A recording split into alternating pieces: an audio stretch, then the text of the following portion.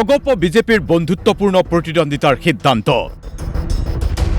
এদিন পূৰ্বে ৰাজ্যৰ মুখ্যমন্ত্ৰী ডক্টৰ হিমন্ত বিশ্ব শৰ্মাই অসম গণ পৰিষদক আগবঢ়াইছিল খোল্লা অফাৰ। বিজেপিৰ সৈতে আসন বুজাপৰা চূড়ান্ত হোৱাৰ পিছতো অগপই ইচ্ছা কৰিলে যিকোনো সমষ্টিতে প্ৰাৰ্থী দিব পাৰে। এয়া আছিল মুখ্যমন্ত্ৰীৰ ঘোষণা। কিন্তু প্ৰশ্নটো হ'ল অগপই গ্ৰহণ কৰিব নেকি মুখ্যমন্ত্ৰীৰ অফাৰ? অগপৰ মতে পূৰ্বে জয়লাভ কৰা সমষ্টিত প্ৰাৰ্থী দিব খোজে অগপই।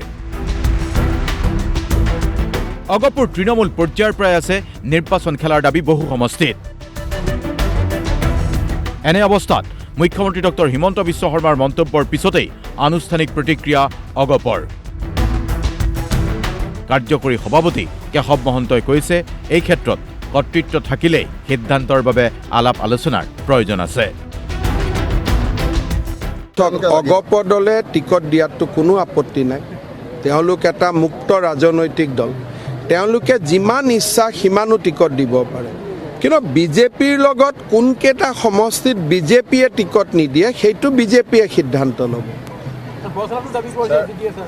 এজিপিয়ে বৰচলা দিব পাৰে, তেজপুৰত দিব পাৰে, নাওবৈচা দিব পাৰে, লখিমপুৰত দিব পাৰে, তেওঁলোকে সকলোতে দিব। কিন্তু তেওঁলোকে উঠা চিটত বিজেপিয়ে কেণ্ডিডেট ক'ত নিদিব সেইটো আলাপ আলোচনাৰ জৰিয়তে ঠিক হ'ব।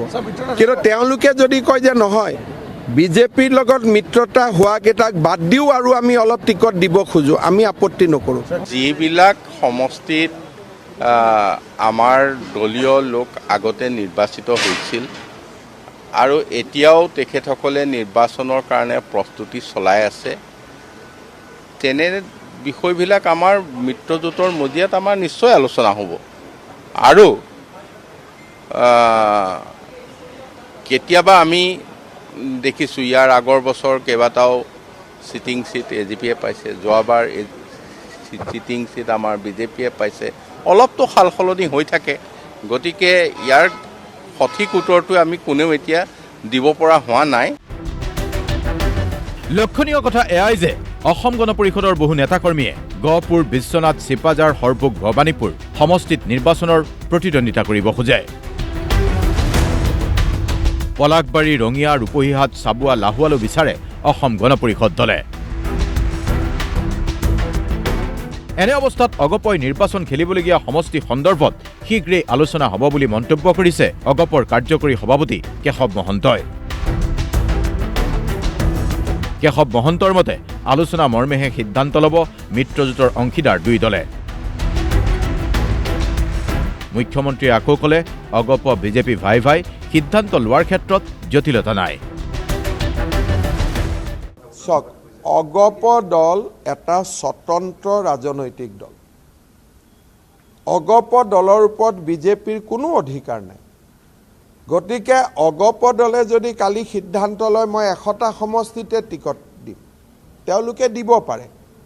গতিকে গণ পৰিষদ যিহেতু এটা স্বতন্ত্ৰ ৰাজনৈতিক দল, তেওঁলোকে আপোনালোকক কি কৈছে তাৰ ওপৰত কমেণ্ট দিয়াটো মই ঠিক নহয়। কাৰণ তেওঁলোকৰ প্ৰেছিডেণ্ট জে পি নাড্ডা নহয়, তেওঁলোকৰ প্ৰেছিডেণ্ট অতুল বৰা। ই এটা খুব ভাল সুন্দৰ ব্যৱস্থাৰ মাজত সন্মানজনকভাৱে সমাধান হ'ব বুলি মই ভাবিছোঁ। এই গোটেইটো ৰাজনৈতিক অংক। গতিকে ৰাজনৈতিক অংক য'ত মিলে সেইধৰণে আগবাঢ়িব লাগিব। ইচ্ছা কৰিলেই মানে কৰ্তৃত্ব থাকিলে সকলো কাম কৰাটো কোনেও উচিত নহয়। এনেকৈয়ে এতিয়া অগপ বিজেপিৰ মিত্ৰতাৰ আসন বুজাপৰাৰ অংক মিলাবলৈ লৈছে দুই দলে। আনপিনে কংগ্ৰেছত কি হৈছে সেয়াও অন্য এক কাহিনী। Bureau report DY 365।